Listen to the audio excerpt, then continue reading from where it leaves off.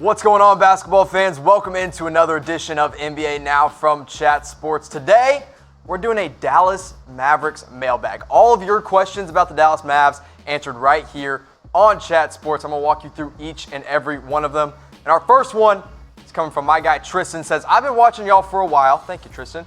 But I never commented. But do you think the Mavs will go to the playoffs? Well, first of all, Tristan, comment more because we want to interact with you all the time here on Chat Sports. Number two, make sure you're subscribed so that you can continue to comment and watch our videos. And now I'm going to give you your answer. Do I think the Dallas Mavericks will go to the playoffs? Plain and simple, yes, I do. But let me tell you why before I just say yes. All right, so their last playoff appearance was back in 2016. Of course, they faced the Oklahoma City Thunder, got bounced in the first round. Wasn't a fun playoff series for the Dallas Mavericks or their fans. And they haven't won a series since that magical title run back in 2011. So you know that everybody in Dallas is ready to get back to the playoffs. Now, the only way it's going to happen is if they lean heavily on Luca Doncic and Kristaps Porzingis. Luca, of course, their rookie of the year, expected to take an even bigger step forward. Kristaps Porzingis coming off that injury, he's ready to bounce back and have another all-star type season. Now, the starting five in Dallas is very much improved from what we saw last year. DeLon Wright's your new starting point guard. He complements Luca Doncic very well. Defensively, does a lot of things that Luca doesn't do on that side of the ball. Luca, of course, as I mentioned, that's your second-year star. Justin Jackson, the forward, I expect him to start, but I think that position will be a little bit more fluid. Maybe Tim Hardaway Jr. steps in there. Maybe a guy like Dorian Finney-Smith for defensive purposes. Dwight Powell, a rim-rolling lob threat center in there in the middle for the Mavs.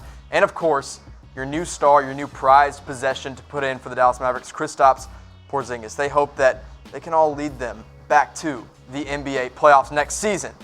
Now, Tom gave his Western Conference predictions, and I was there for it, but I didn't get to give all of my predictions either. And I disagree with Tom on a few, so I'm going to give you my top 8 going into next season. Number 1, it's the Los Angeles Clippers. Look, that duo of Kawhi and Paul George, it's going to be the number 1 team in the Western Conference. Number 2, I've got the Houston Rockets, of course, the rival of the Dallas Mavericks. Hurts to see them up there that high if you're a Mavs fan, but Russ and Harden, they're going to be good. Denver Nuggets in at number 3. Don't expect them to slide at all. In fact, I expect them to step up even more, just in a tougher West. Number 4, the Los Angeles Lakers. LeBron and AD. Don't have to say much more about that. Number 5, I got the Utah Jazz. They made some huge improvements, added Mike Conley to their team as their next starting point guard, picked up Bojan Bogdanovic. I liked what they did a lot there. In at number 6, the Portland Trailblazers. Now, they're a few spots back from where they were last season going into the playoffs, but it's just a tougher West. That's all it is. The Golden State Warriors in at number 7. It's going to be weird not seeing them at number 1 again next year. And then at number 8, there they are. The Dallas Mavericks. I think they fight for that 8 seed, and I think they end up getting it over a team like the San Antonio Spurs, who I expect to take a big step back, over a team like the Sacramento Kings, and over a team like the New Orleans Pelicans. I think the Dallas Mavericks is the better team than the rest of those teams in the Western Conference. But it's not all about what I think. It's not all about what Tom and his predictions or anything like that. It's about what you guys think. I want to know, will the Dallas Mavericks make the playoffs next season? Type Y for yes, type N for no. And if you're asking me, you already know I'm typing YY for yes. Now, next question coming from James. I like the name. He says, how about Jalen Brunson for most improved player? And this is interesting because this isn't a guy that I even really considered for this award, but I think it's worth looking into. Jalen Brunson, of course, was a second-round pick for the Mavs last season, and looking back at it now, I think some teams would have taken him in the first round instead because of how well he performed. Now, for the Mavs, he didn't really step up until Dennis Smith Jr. was traded away in that Kristaps Porzingis trade, sent DSJ, of course, to the Knicks. And that's when Jalen Brunson, it was his time to shine, and he did that. He saw some major improvement between the All-Star break. Post-All-Star break, he stepped up big. So his numbers last season alone, they don't exactly wow you. They don't exactly scream, hey, this guy's going to be a most improved player. 9.3 points per game, 3.2 assists per game, an efficient three-point shooter at 34.8. But what sticks out to you and what makes him possibly a candidate for most improved player, as James pointed out, are the numbers between pre-All-Star and post-All-Star break. He saw an improvement in every single category and a pretty sizable improvement in most categories besides rebounds per game, because points per game up to 14.5, assists per game nearly 5. His three-point percentage became more efficient, and he was playing way more minutes per game. Now, I think a lot of people want to slot him in as a starter for the Mavs next season, but but I'm not ready to do that quite yet, and I'll tell you why. Of course, next season they do have DeLon Wright there, predicted to be the starter. J.J. Barea will be back eventually, maybe not right away, even though he hopes to be after tearing his Achilles last year. I think Jalen Brunson as the second unit point guard is perfect. He has the chance to run an offense. He has the ball in his hands more often. That's where he becomes more deadly as a point guard in the NBA. Now, I don't think he's going to win most improved. I have my guys. I have my names. I want to know from y'all who will win the most improved player of the year award next season. I've thrown out names like Jonathan Isaac, Lonnie Walker of the San Antonio Spurs. Lauri Markkanen is a name that makes a ton of sense for most improved. Could Jalen Brunson be in the running? Sure. Why not? Now, this next question comes from Chris, one of my loyal followers, a loyal watcher as well. He asks, how do I see the center position being utilized in Dallas next season? Now, we know Porzingis is here.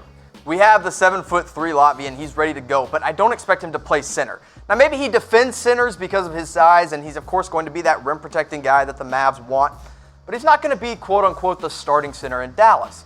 Now, here's the starting five. Again, right now I have Dwight Powell in there, and I think that makes the most sense. Now, the Mavericks have big men to choose from. They've got Porzingis, of course. He will be their main guy, their main go-to big man at 7'3". Boban Marjanovic, another new signing for the Mavs, another 7'3" guy, but he's not going to be the starting center. He's going to be one of these guys that comes in, plays 10 to 15 minutes every once in a while. There's going to be nights where he doesn't play at all. There's going to be nights where he plays maybe 20 minutes per game. But I don't see Boban as the starting center in Dallas. Dwight Powell. Now, I think this guy should be the starting center because what you need next to Porzingis is a lob threat, an alley-oop type guy like Dwight Powell, a guy that can run in the pick and roll. That's what Powell does. The other big man, Maxi Kleber, they of course re-signed him. He was a restricted free agent. I think he'll get a lot of run at the center position, just not starting center. He's also more of a power forward, but he can play both for sure. What Rick Carlisle likes to do is run this bullpen system of centers, where you have your starter, quote unquote, but everybody kind of rotates on different nights and it depends on the matchups. That's how I see Dallas utilizing this center position. I see them using Boban when they need a banger down low. When they need an energetic lob threat, that's Dwight Powell. When they need another rim protector alongside Porzingis, that's Maxi Kleber. So I think all three get utilized very, very well next season. Now, who do you think should start for Dallas at center next year? On opening night, day one, who do you think should be the day one starting center for the Mavs? Let me know in the comment section here on Chat Sports, where we love to interact with you guys. Another question here. This one, Kristaps 1722. By the way, Kristaps Porzingis looking nice and tatted up in that profile picture. I think it's a good look. He asks, does anyone else have a feeling that Hardaway, of course talking about Tim Hardaway Jr., not Tim Hardaway Sr., might show out and be a perfect three-man combo that will be a sneak attack on everyone? That's an interesting premise. I wouldn't call it maybe the three-man combo. Maybe he's not quite the third option in Dallas. But I honestly believe Tim Hardaway Jr. could have a good year in Dallas and in a Maverick uniform. Look, the guy's only 27 years old. Now, he's missed some time due to injury. He, of course, had surgery this past offseason. He was traded to Dallas from the New York Knicks this last season where he was just way overpaid. I mean, that has been the biggest problem with Mavs fans and Tim Hardaway, even though he's only been here for less than half of a season, is the fact that he's getting overpaid to put up inefficient and somewhat mediocre numbers at times. Now, you look at his numbers last season, you say, Jimmy, 18.1 points per game. I mean, that guy should be the third option on this team. He should be, right? Well, no, because his inefficiency is what holds him back. Now, for the money he's getting paid, I think he is going to have a bigger role in Dallas than some expect. I just don't think it's big enough to make him the third player. I think he is perfect as a six-man option for this Dallas Maverick team. You bring him off the bench, you let him chuck up a few threes. He can get to the basket pretty well. We saw that in his short stint in Dallas. I like Tim Hardaway. I just don't like him enough to be able to confidently say he's going to be part of a, quote, big three in Dallas with Luca and Porzingis. I like him in that six-man role for the Mavs. Some want him to start. I'm not in that camp quite yet. Now, are there some nights where I think he could? Sure. Why not? I think his best role is going to be coming off the bench here in Dallas. But if you think he should start, I want you to type S in the comment section below. If you think he should come off the bench, type B. You get 20 minutes a night from Tim Hardaway on a more efficient shooting percentage, I think that is going to be perfect for Tim Hardaway in Dallas. Now, his final question. The guy everybody's ready to watch next year, it's Kristaps Porzingis. We didn't get to see him last year. We didn't get to see him for half of the year before that. We're ready to see how he does next season in Dallas. And this question coming from Daniel, he says, how do you see KP's numbers improving now that he won't be stuck in the triangle? Of course, referring to the triangle system in New York, where Kristaps Porzingis was stuck for quite a while, but now he's out. He's in Rick Carlisle's offense. And look, the guy's ready to make a big comeback from his torn ACL. He hasn't played in a year and a half.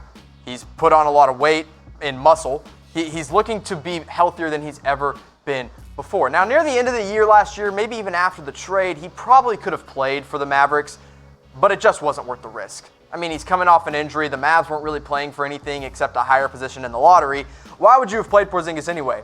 Now, coming in day one, you expect he can play hopefully at least 65-plus games for the Mavs next year, and most of those games you hope he misses based on some rest. Of course, Porzingis made an all-star team in 2017-18 despite the injury because he was putting up ridiculous numbers. I mean, 22.7 points per game for a guy that's 7'3", shooting nearly 40% from beyond the three-point arc.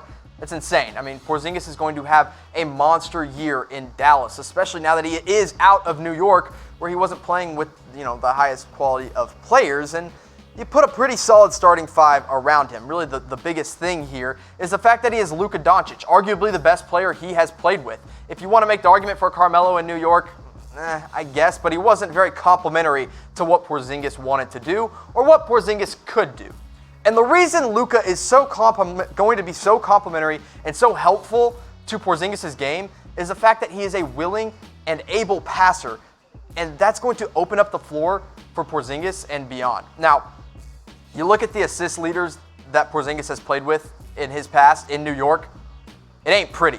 I mean, at number one, 5.6 assists per game, it's Jarrett Jack. He was 34 years old when Porzingis was playing with him. You look at Brandon Jennings. He's a scorer first point guard. He's not looking to make the pass most offensive possessions. Trey Burke obviously was a Dallas Maverick last season. He's still a free agent, but third leading assist player Porzingis ever played with. Derrick Rose, another non-pass first kind of guy. And then Carmelo Anthony is within the top 5 of assist leaders Porzingis has ever played with. So he has never played with an incredible passer like Luca Doncic. And that's why I expect his numbers to take an even bigger step forward. Of course, we saw him average 22.7 and 6 rebounds in his last healthy time with the New York Knicks. I think next year, you could be looking at maybe 25 points per game from Porzingis, and I think his rebounding numbers are going to have to go up in Dallas because, look, rebounding is not going to be a strength of the Dallas Mavericks. But I want you guys to predict Porzingis' 2019-2020 stat line down in the comment section below. Points per game, rebounds per game, assists per game, and give me his blocks per game as well down below in the comment section.